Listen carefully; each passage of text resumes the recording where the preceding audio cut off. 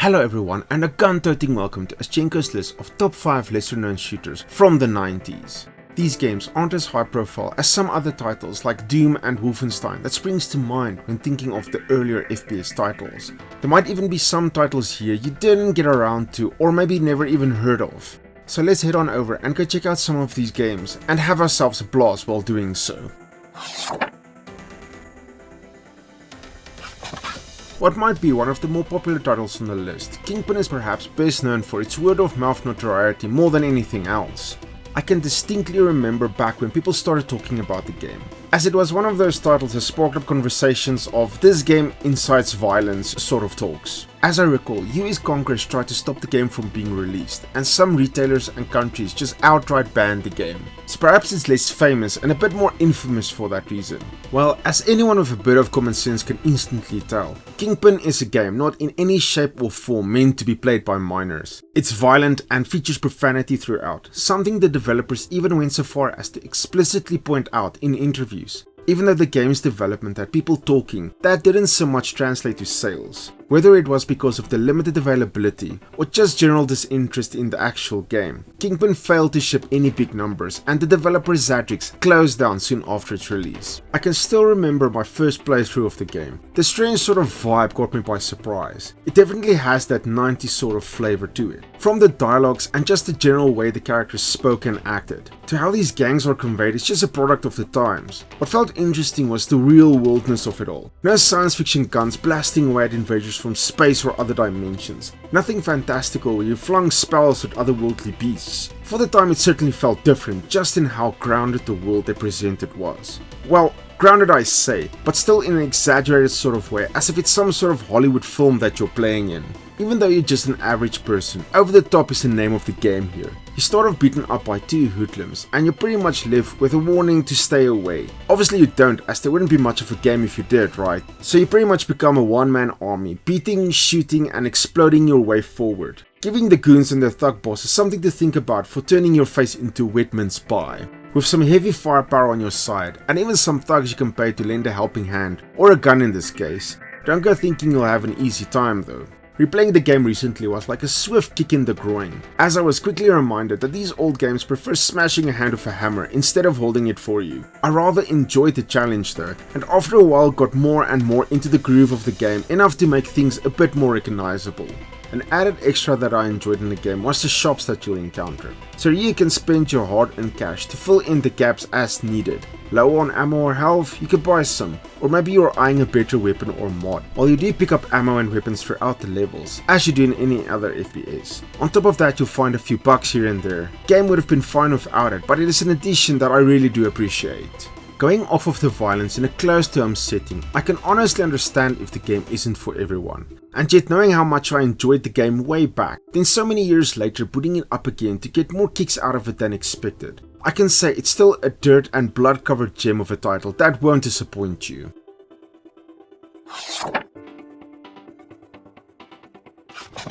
You know those titles you never got to play at launch, but you kept hearing about it over the years, mentioned here and there with it sticking in the back of your mind? Then one day it resurfaces. This is the exact relationship between myself and Strife. I'd known it's a narrative-driven FPS, and yet heading into the title for the first time almost felt closer to a first-person RPG than a classic FPS title, like a science fiction Elder Scrolls of sorts. In some ways one can especially draw comparisons to Deus Ex. While Strife beat it to the shelves by 4 years, Deus Ex definitely set the world ablaze, while Strife had no sequels and is almost forgotten today. It might be due to the fact that with a title like that, ironically it suffered its fair amount of strife behind the scenes as well. Even as its initial development studio Sickness closed down, it again reopened as Rogue Entertainment. I guess we're lucky this game eventually saw the light of day. Looking at the graphics, you'd be surprised to hear it came out only a month before Quake, a fact that stands out like a bloody pixelated thumb. While the game isn't ugly by any means, actually I feel the devs did relatively well, as the look and feel captures the mood of an afflicted world quite admirably. The developers however were forced to work with the id Tech 1 engine that had spawned Doom, which explains that distinct look of the game moderately well. Where the game may have stumbled graphically, it's in the story and world where I feel Strife comes into its own. It's pure balls to the wall wild, and I honestly can't get enough of it. The game is set long after a comet crash, which had unleashed a deadly virus. While millions died, many survived only to mutate. But that's not even the crazy part. These fine folk started hearing the voice of a messed up godlike being, and as one does under the circumstances, they formed a faction named the Order, so they could do his bidding. The people who were not subject to a voice in their heads were less than excited about this, so they formed a group called the Front in an effort to oppose and overthrow the Mad God and his minions. The plot is quite out there and frankly a lot of fun. The odd characters you meet make for a colourful cast, but the surprisingly decent voiceovers was something that completely caught me off guard. I'm not used to hearing a lot of spoken dialogue in these old classic games, so this was a nice touch on the developer's part, and hearing the characters like this really helped add some extra spice into the whole experience. Even with a crazy setting like this, the guns are your standard fare with shotguns and some machine guns thrown in there, but on top of that you can acquire sigils throughout the game, which is then used to complete an artifact of the enemy that wields great power. Now this thing gets quite fun to use, and at times it's the only weapon that can damage some of your enemies. It's quite crazy to consider the effective mishmash of science fiction and fantasy Strife pulls off, and it's something I personally love to see in fiction. You'll explore medieval sort of architecture, but the next moment get thrown into a technologically advanced lab. You'll battle cybernetic enemies in full-on armor and shields, but wielding shotguns. Like I said, it's a mix of past, history and present, which really comes together quite well. The enemies are fun to battle with your wide assortment of weapons, while the twists and turns throughout the plot goes the extra length to truly stay engaging. There is a whole lot about the full package to love here. Due to some sad circumstances, the game never reached the heights I think it deserved. I can imagine with how technology advanced just how interesting a franchise this could have been, but unfortunately you'll never get to see that. Luckily for us, the original is still out there and playable right now, and definitely worth checking out.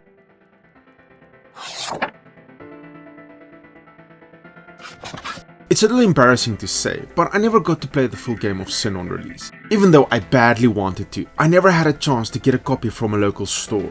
However, a local monthly magazine that always came with a disc full of demos luckily supplied me with a small taste of what I was missing. The few levels I got to experience only intensified my hunger for the full title, but what little I had to work with I enjoyed to the fullest. After many years had passed and the game had nearly faded from my memory, it finally popped up on Steam and my curiosity for what I'd missed was quickly reignited. Having played the game after a very long time, I can genuinely say I missed out on a lot. The gunplay is as thrilling and rewarding as I ever could have anticipated. Unlike some of the games on this list, Sin leans more to the realistic side of things when it comes to its weapon variety, as it's not full-on science fiction or crazy fantasy, but you do get to try out some experimental weaponry at least. Even so, the absolute fun you'll have when pulling a headshot from afar or firing off a shotgun blast at point blank to see an enemy burst to pieces is rather pleasant to say the least. Where the narrative isn't quite as engaging or deep for that matter, it certainly is schlocky in its 90ness, and I mean that in the best way possible. As John Blade, you are in charge of a security force in the city of Freeport, and they're trying to get a beat on a drug on the streets that are called U4. The game starts off with a bank heist, and this level is insanely familiar from the many times I played it in the demo. Things do ramp up after this though, as the heist sets you on the trail of Syntech, a massive corporation developing and researching biotechnologies, and obviously it turns out that they're behind the entire U4 scheme. Your nemesis and head of the corporation is Alexis Sinclair, a bombastic femme fatale and as over the top as you can imagine. It's senselessly popcorn movie-like in its nature as one can get, where the typical quick-tongued muscle man faces off against the evil supermodel head of a giant corporation, hell-bent on throwing the world into turmoil. It's crazy, it's dumb, and you'll instantly fall in love with it.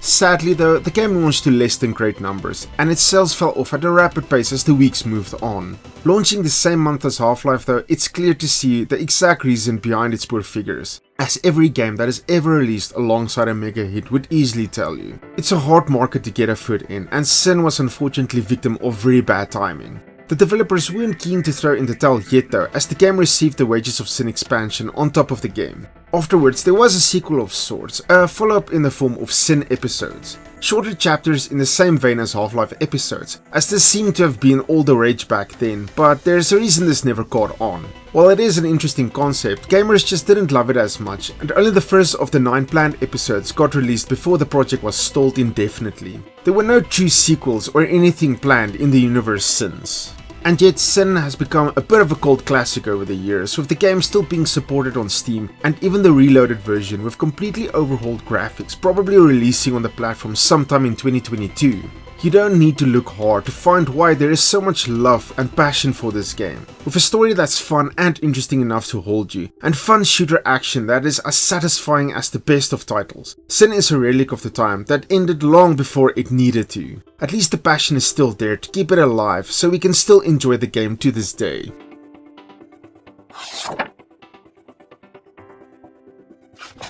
Some games completely slip you by, and I'll be totally honest, I didn't even know the 1997 Shadow Warrior game existed for a long while. I just knew about the 2013 remake and then only far later on found out about the original. So while many of you old school gamers had probably known about the 90s game or maybe have even played it, chances are that some of you, like me, have lived with just the knowledge of the remake and its sequels. Going a bit deeper into this title though, and uncovering what is going on in there will take a bit of explaining. As right off the bat, I can say this is a game that is severely much so a product of the 90s. It was a time quite unfiltered and crass without apology. I mean, it's the decade that spawned the likes of South Park, and games like Duke Nukem was all the rage. It's an era quite unapologetic and very different from the landscape we have right now.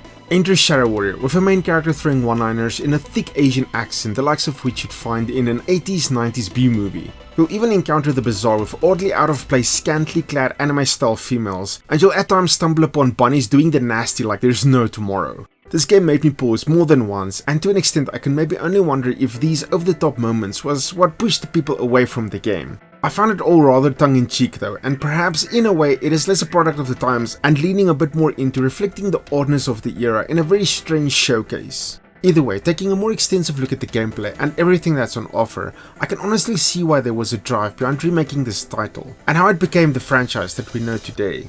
You play as Lo Wang, an enforcer of a mega corporation, Zilla Enterprises. So when they start dealing with beings from the dark side and seek to overthrow Japan, Lo Wang calls it quits. Now, seeing him as a major threat, his former employees pull a good old 180 and start gunning for him, as if that ever goes well in any of these scenarios. Being overly capable and a swift dealer of death, he must now set off to destroy the company, as well as hordes of otherworldly monsters that they've summoned to stand in your way. The game has some really great elements going for it. The environments are a decent mix and really look and feel great, while the enemies you fight are ugly and vicious as all hell, making it just that much more gratifying when you blow them to bits. It is also the selection of weapons where I really got to have a lot of fun, and to be honest they pulled me in more than I expected. You do have your usual range of guns, but on top of that you have your Eastern inspired weapons such as shuriken and the katana, and I can say I got quite a kick out of wielding this awesome weapon. The satisfaction of slicing through a few goons to see the top half of their torsos slide right off never got old and felt brutally fun.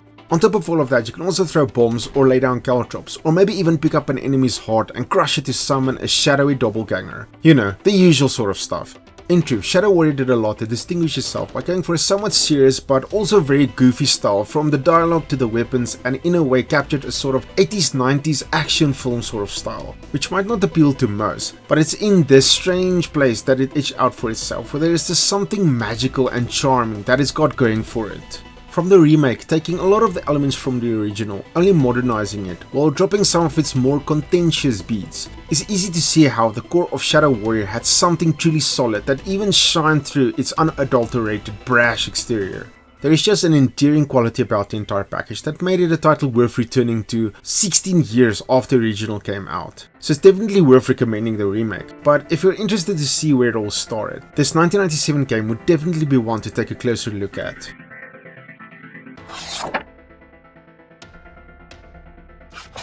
I live again. I promise you, these simple words can stick in your mind for a very long time. I remember them to this day from way back when I first heard it spoken at the internet cafe down the street. Few games can hook you quite as effectively as uttering a simple phrase while you rise from your own grave. I fondly remember spending Saturday afternoons at the old internet cafe, and of the many games I tried, Blood is one of them that stuck in my memory and put a bunch of hours in back then. Ironically, I brought up Kingpin earlier as a game that kicked up quite a bit of controversy, and strangely enough there was not a whole lot surrounding this title. For a game with the name Blood, it gleefully lives up to its title. There's buckets of gore and you can literally kick enemies' heads around, while the depictions of torture stands out in all of its mutilated glory. Then again, I think that's probably the point. Nothing feels grounded here. Everything on offer here is such a spectacle of exaggeration, and just the utter madness in how out there it feels just completely removes it from reality.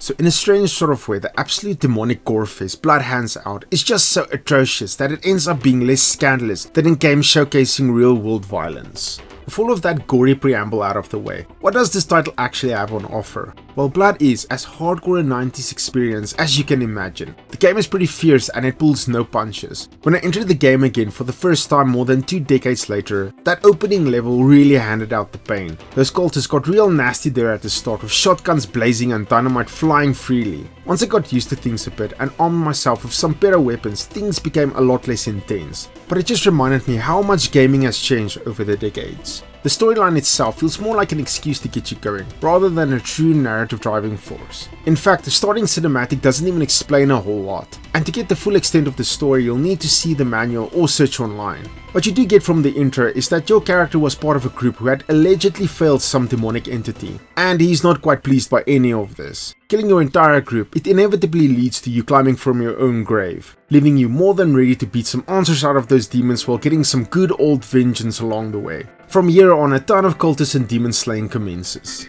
The weapons, except for a few exceptions, are not as wildly out there as you might think, especially with a crazy premise as Blood doles out. I'd rather say the sequel dips a little bit deeper into the crazy pond. Still, you do end up getting something satisfying in what they have on offer, and it's more than enough to get the demon slaying done. Where the game truly stands out to me is the variety of locations you get to explore along your grisly journey. It's a bit difficult to say exactly when, where, or how Blood even takes place. It ends up feeling scattered all over. As I said earlier, the story is not quite concrete, and I definitely feel it takes a backseat in favor of the devs just pummeling you with loads of insane ideas. There's bits of Wild West, medieval, futuristic, also early 1900s vibes all squashed together, smashed in alongside a post-apocalyptic take as well.